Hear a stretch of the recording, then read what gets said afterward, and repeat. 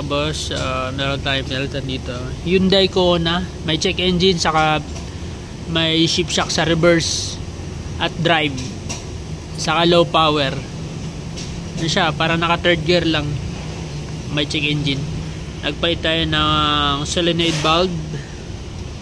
Solenoid bulb. Saan yung bulb nito? Luma.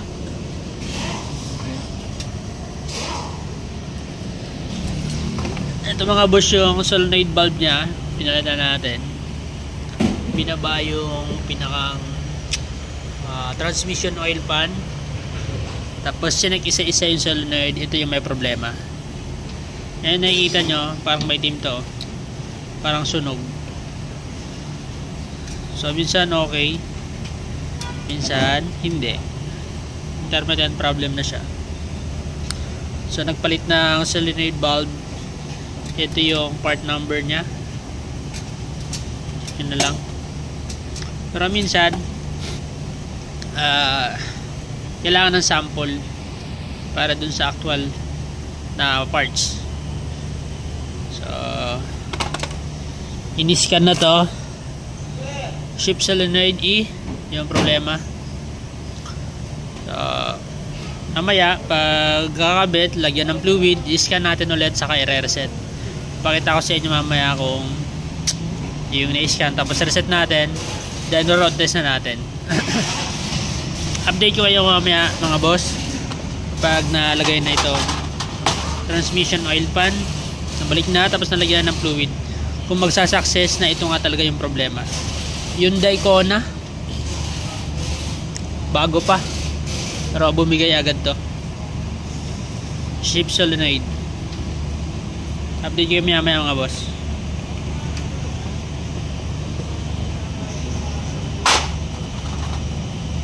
Ito kahit wag na to lagyan ng ano. Kasi meron litaw pa naman yung rubber niya. Wag mo lang higpitan ng gusto. Kabit ko. Yan mga idol. Kabit lang natin, tapos mamaya update natin.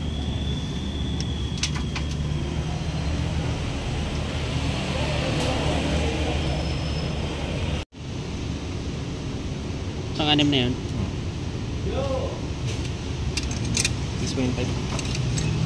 Walang leak? Anim mo na. Ha? Anim mo na. 6.5 mo na. Para isahan lang. Para mabalik na lahat. Inikot lang. Ito. Hugot mo. Ay, may ano doon. May lock mo. May lock to eh. Inikot ko.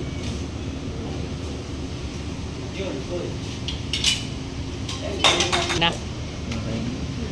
6.5 nalagay mo? Tapos balik mo na muna to. Papalitan ba to? Maka di umandar to dahil dito. Parang dumi. Hanginan mo muna, tapos balik. Iskan natin mamaya. Iskan natin boss. Mga mamaya paka-insalina na ng fluid. Yung ginamit nating fluid is Mag 1 low viscosity mga idol. Hyundai, Kia, Mitsubishi, SP2, SP3, SP4.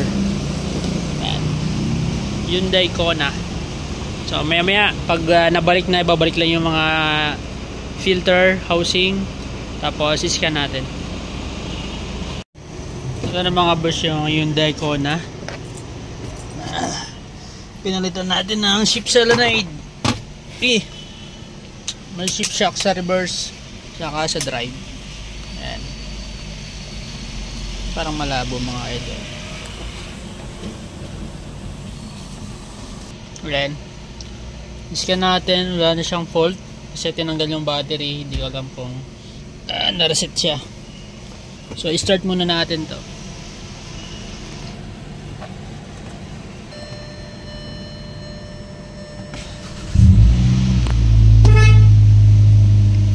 Ayan. Wala na siya yung check engine. Tapos wala na rin siya dito ang error. So pwede natin yan i-back, then auto scan tayo. Auto scan natin.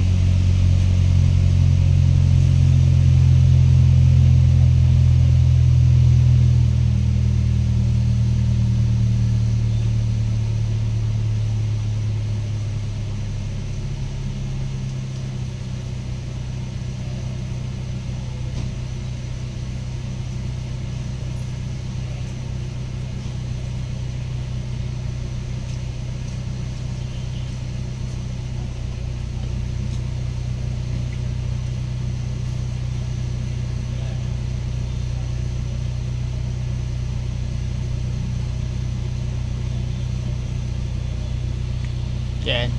Wala na siyang error. So, natin. Tingnan ko yung history niyan. Meron pa yata yung history yan dito. Okay, meron pa history to dito. Dito. Makita natin yung history niya.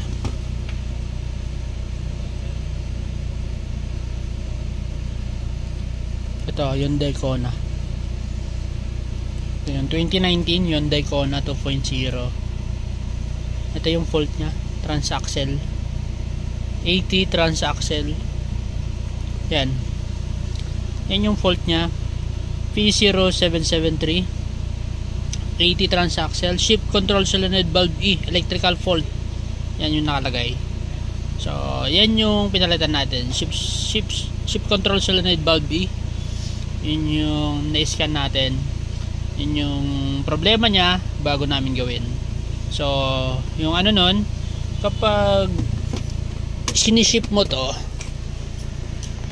galing sa reverse to galing sa park to reverse, may kaldag, may shift shock.